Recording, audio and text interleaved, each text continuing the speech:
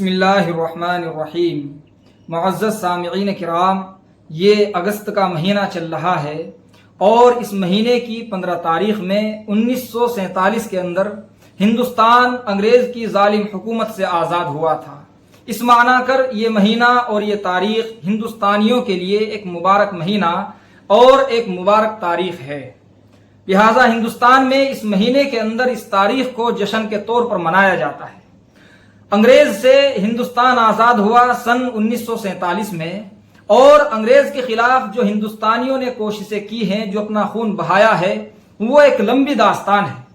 لیکن افسوس ہمیں اس بات کا ہے کہ ہندوستان کے اندر پڑھائی جانے والی جو تاریخ کی کتابیں ہیں، ان میں کچھ خیانتیں کی گئی ہیں جو انتہائی برا اثر لائی ہیں۔ عام طور سے یہ بات یہاں کے عوام کو بتائی گئی کہ سن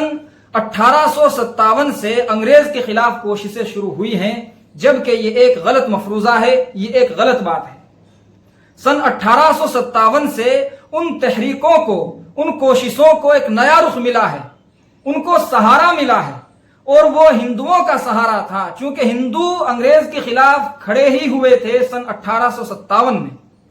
جبکہ انگریز کے خلاف جو جنگیں لڑی جا رہی تھی، ان جنگوں کی ابتدا ہو چکی تھی سن 1757 میں،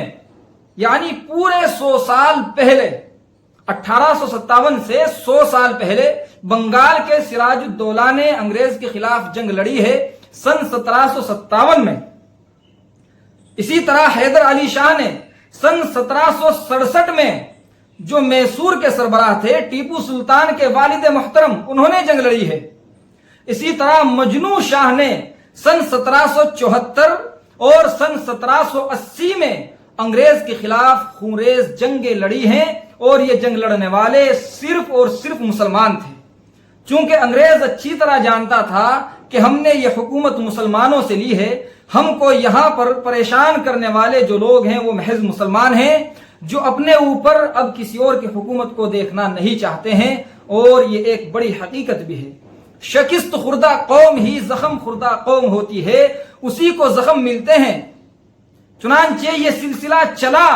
آگے چلتا رہا، اور بہت دنیا جانتی ہے کہ شیر میسور ٹیپو سلطان شہید علیہ الرحمہ نے جو انگریز کے خلاف جنگ لڑی ہے، وہ 1791 میں لڑی ہے،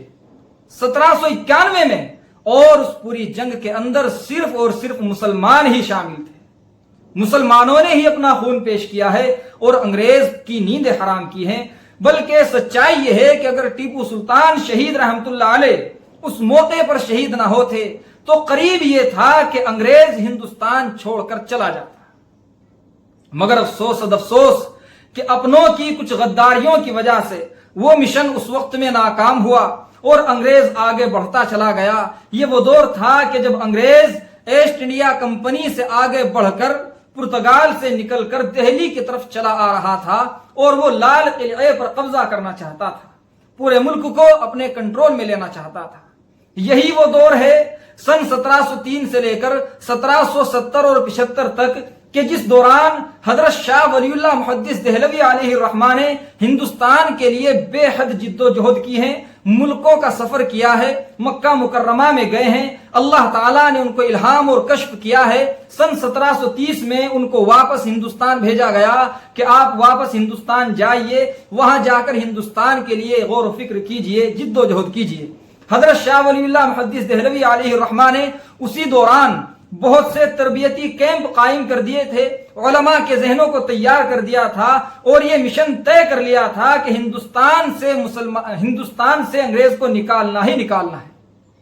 اور شاہ ولی اللہ محدث دہلوی علیہ الرحمہ کی پوری سیاست میں، ان کی تمام تحریکوں میں صرف اور صرف مسلمان تھے، مسلمانوں کے علاوہ کوئی نہیں تھا۔ حضرت شاہ ولی اللہ محدث دہلوی علیہ الرحمہ کی کوششوں کا ہی نتیجہ تھا کہ سن 1812 میں مولانا شریعت اللہ خان اور ان کے بیٹے داؤد میاں نے انگریز کو ناکو چنے چبائے، بے شمار انگریزوں کو قتل کیا گیا اور ہندوستان چھوڑنے پر مجبور کیا گیا۔ یہ وہ دور ہے کہ جب ہندوستان کے غیر مسلم بھائیوں کو انگریز کو یہاں سے نکالنے کا خیال بھی نہیں تھا، تصور بھی نہیں تھا، اور مسلمانوں کی جنگوں کا سلسلہ مسلسل چلا آ رہا تھا۔ برابر مسلمان قربانیاں پیش کر رہے تھے۔ حضرت شاہ ولی اللہ محدث دہلوی علیہ الرحمہ کی قربانیاں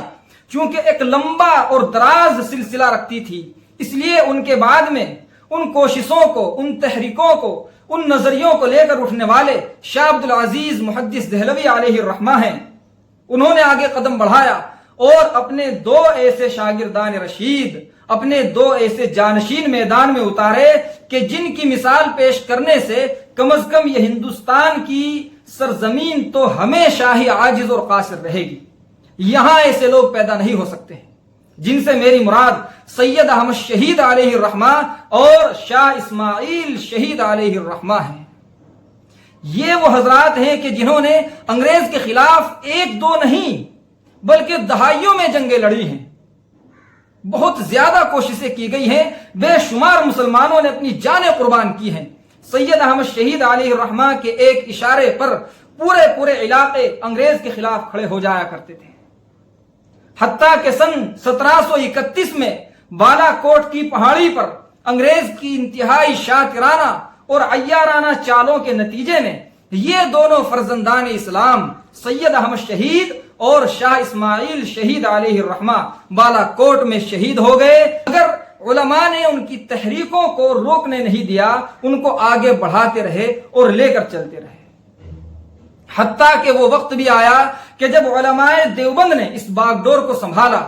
اور اس کو پورے طور پر اختتام تک پہنچایا۔ یہ بڑی حقیقت اور سچائی ہے، جو لوگ تاریخ کو جاننے والے ہیں وہ مانتے ہیں کہ سن 1857 سے پہلے ہندوستان میں اس ماحول کو بنانے والے صرف اور صرف علماء ہیں، صرف اور صرف مسلمان ہیں۔ یہی وہ دور تھا کہ جب انگریز پورے ملک سے علماء کو چن چن کر شہید کر رہا تھا، علماء کو چن چن کر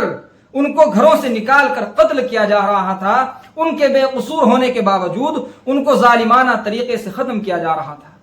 پورے ملک میں پھانسیاں دی جا رہی تھی، تقریباً 50-52 ہزار علماء کو بلا وجہ شہید کر دیا گیا، جن کا کسی تحریک میں کوئی کردار بھی نہیں تھا، چونکہ انگریز جانتا تھا کہ یہاں سے ہمارے جانے کا ذریعہ اور سبب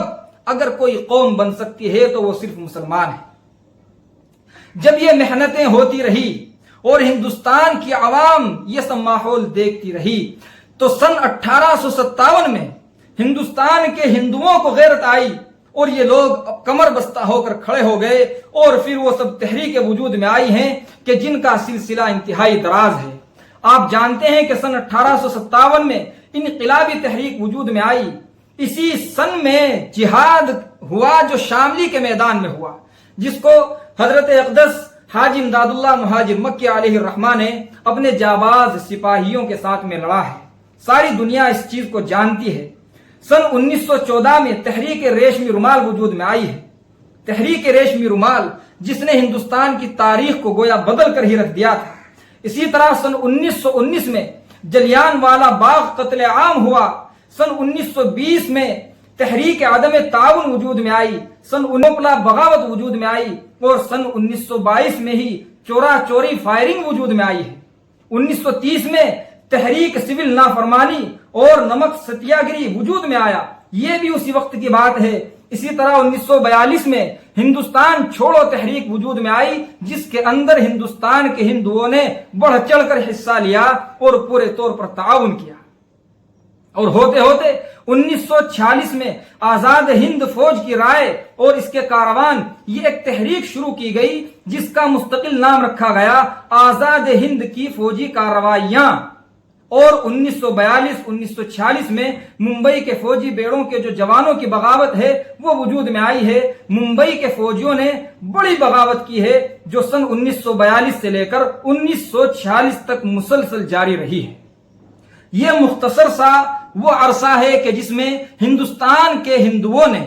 تحریک آزادی میں آگے بڑھ کر حصہ لیا ہے، بے شمار قربانیاں پیش کی ہیں۔ ہم ان لوگوں کے ناموں کو ہرگز فراموش نہیں کر سکتے کہ جنہوں نے اس تاریخ میں اپنی جانی اور مالی قربانیاں پیش کی ہیں۔